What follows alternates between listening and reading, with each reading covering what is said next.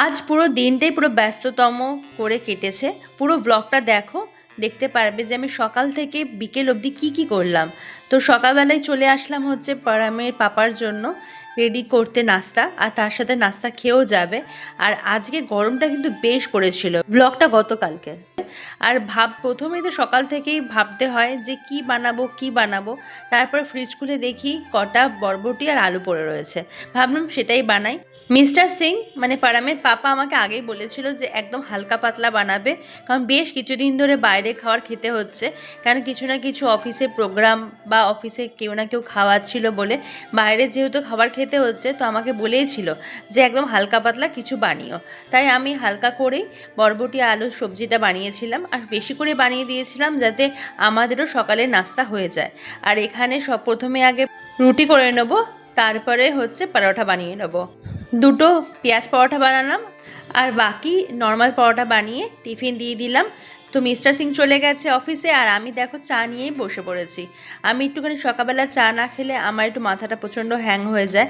আর এই যে আমি বসলাম, এবার আমার পুরো চললো। এখন যাচ্ছি পারামকে টিউশন ছাড়তে।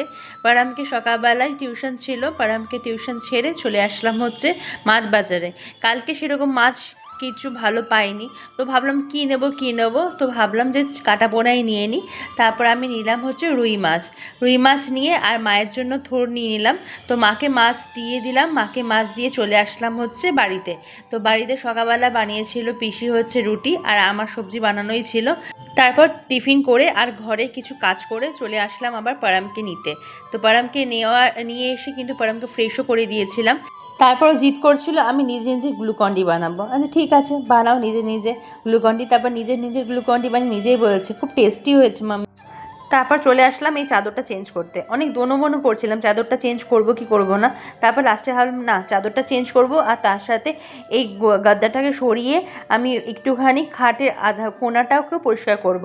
অনেক কোণাটা নোংরা হয়ে থাকে, যেহেতু সেজন্য না একদম ভালো লাগে না। দেখ, যদি পুরো গাদ্দাটাকে উঠিয়ে যদি পুরো পরিষ্কার করা যেত খুব ভালো হতো, যেহেতু একা হাতে পারি না, সেজন্য যতটা পেরেছি ততটাই নামিয়ে পুরো দেখো খাটের কোণাগুলোকে ভালো করে পরিষ্কার করে নিয়েছি। আর এইদিকে পারাম তো পুরো স্লিপারের মতন স্লিপ করছে এই গাদাটাকে পেয়ে। কিন্তু তারপর আমি পারামকে বললাম পারাম একটু হেল্প করে দে না। তারপর চেষ্টাও করছিল আমাকে হেল্প করা, কিন্তু ওটুকু ছোট বাচ্চাকে হেল্প করতে পারে?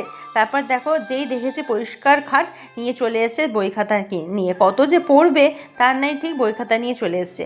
তারপরে আমার না প্রচণ্ড মুখ জ্বলছিল, তো আমি ভেবেইছিলাম সকালবেলায় যে এই আমি জলটা আমি একটু মুখে দিয়ে রাখবো, কিন্তু সময় আর হচ্ছিল না। তারপরে আমি কোনো রকম সময় বার করলাম, তারপর আমি মুখে একটুখানি এই জলটা একটুখানি কিছুক্ষণ দিয়ে রাখলাম। এখানে এত ফ্রেশ লাগছিল, পুরো ক্লান্তি দূর হয়ে গেছিলো। আর এখানে পিসি বানাচ্ছিল হচ্ছে আজকে মাছ, আর কালকে শুক্তো ছিল, তাই শুক্তো আর মাছ এই দিয়ে আমি করলাম হচ্ছে নাস্তা। আবার পারামকে নিয়ে চলে গেছিলাম হচ্ছে সুইমিংয়ে। ওই দেখো পারাম সুইমিং করছে। চলো, ব্লগটা এইটুকুই থাকলো। ভালো লাগলে পাশে থেকো, সাথে থেকো। টাটা, আর খুব ভালো থেকো। টাটা।